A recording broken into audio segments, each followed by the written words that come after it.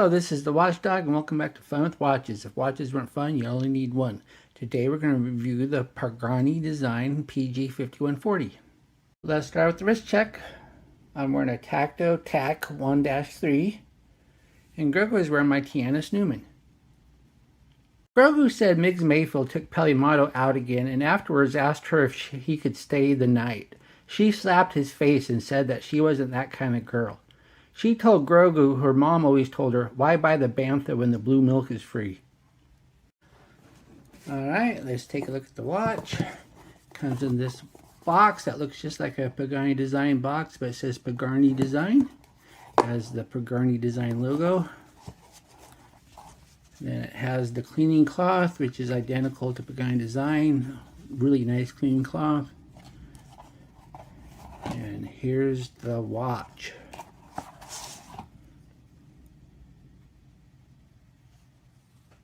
When it comes to AliExpress watches, Pagani design and its other namesake Pagrne design is in the middle tier, well above the Benyars, Mini Focus, and Lieges, but below the San Martin, Chronos, and Red Star. So I was surprised to see this $25 Pagrne design chronograph on a silicone strap looking a lot like a Benyar. Pagani design chronographs almost exclusively use the Seiko Mecha Quartz movements for that smooth sweeping chronograph hand. This one uses a lower end traditional quartz movement with the small chronograph hand and the big hand being the running second hand. But one nice thing is that instead of the useless 24-hour indicator of most low-end 3 subdial chronographs, this one has a sub-second indicator making the chronograph much more usable. I chose the black and gold colorway. There's also black and silver, blue and silver, as well as blue and gold.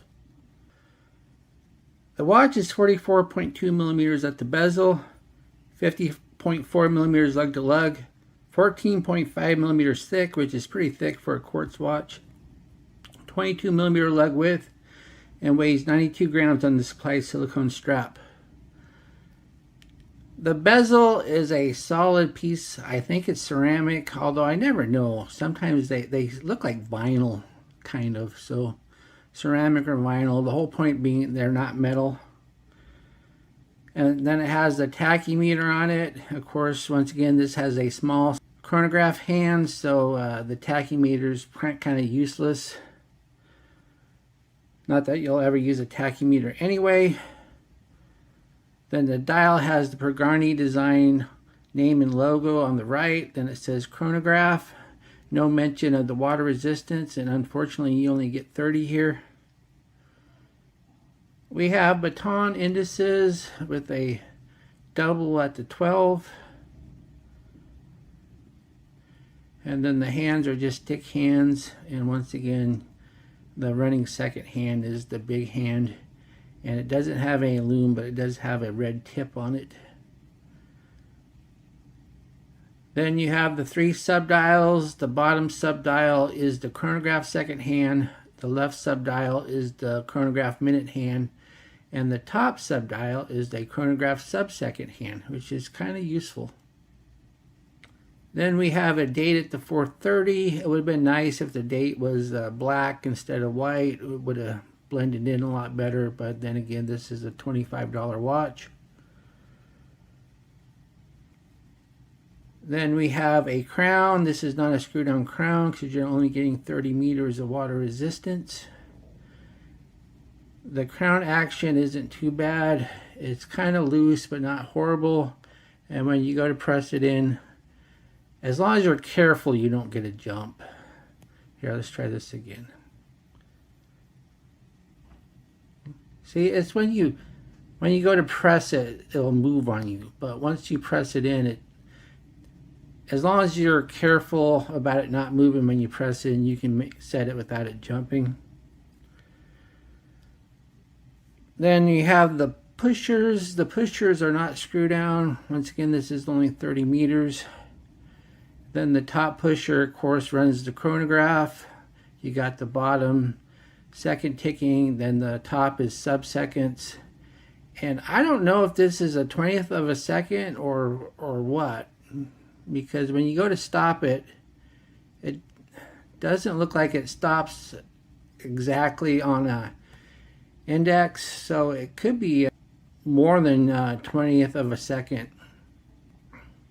Then of course the bottom pusher resets it, and this is not a mecha quartz, so you have a fast rewind, you don't have a instant snapback.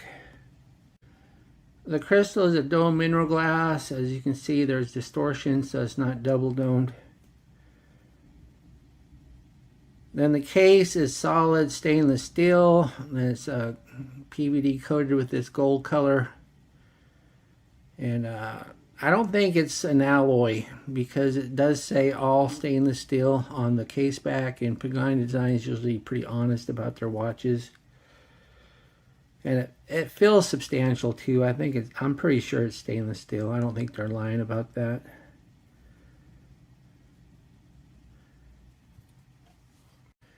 Then we have the case back. This case back is actually a screw down case back. These are not fake things. There's no slot.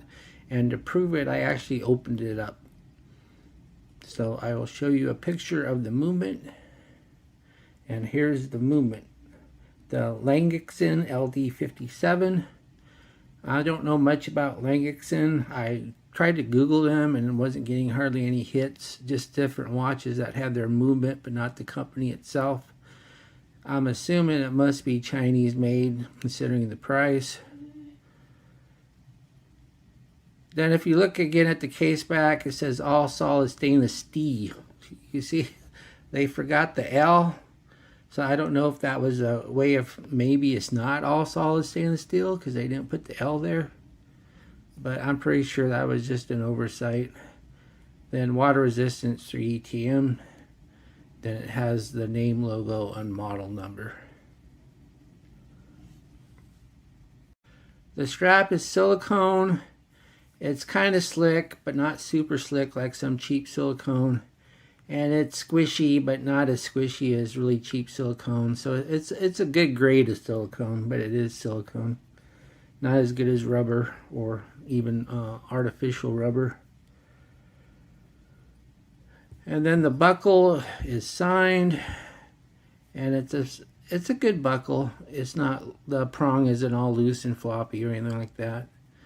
And since this is a silicone strap, you don't really need a deployment clasp. Of course, it makes it easier if you did have one. If you do want a deployment clasp, you'll want to order a 20mm. Then inside the strap too, you have this little pattern here that helps the sweat wick away. Here is the watch on my 7.5-inch wrist. Looks nice, even though it's a big watch, it doesn't wear as big as it seems. Doesn't seem to be overwhelming. Then as you can see, I have 3 notches left, so you could wear this if you have about an 8 1/4. Otherwise you'll need a different strap, or you'll have to cut your own notches. Here we are in the Lume room. You can get some pretty bad Lume on a $100 Pagrne design, so not expecting much on this one. As we speed up the time, the indices fade pretty quick. The hands aren't much better. Pretty substandard Lume. What do I like about this watch? Well, I like the looks of it. The black and gold looks nice. I like the fact that it has a sub-second sub-dial instead of a 24-hour indicator. And I do like the case. It's substantial, solid stainless steel. And it feels nice. And this being a quartz too, the case back's nice and short. So it fits nice and flat on the wrist. What are my gripes and groans? No quick release on the strap. Makes changing the strap a pain. The Lume is just plain lousy. And I really wish it had a black date wheel instead of this white one. Do I recommend this watch? Sure. It's $25 and has a sub-second indicator. So, yeah, I think it's a pretty good deal. It looks nice, wears nice. It's a big watch, though. So if you don't like them big, you might want to give it a pass. But other than that, I like it. I don't have a $25 Benyard to compare it to. I kind of wish I did, just for comparison purposes. But I think it's a pretty good watch for the money. Okay, well, thank you for watching my review of the Pagrne Design PG5140, and I will be back with another review. Be sure and like and subscribe to my channel. Bye.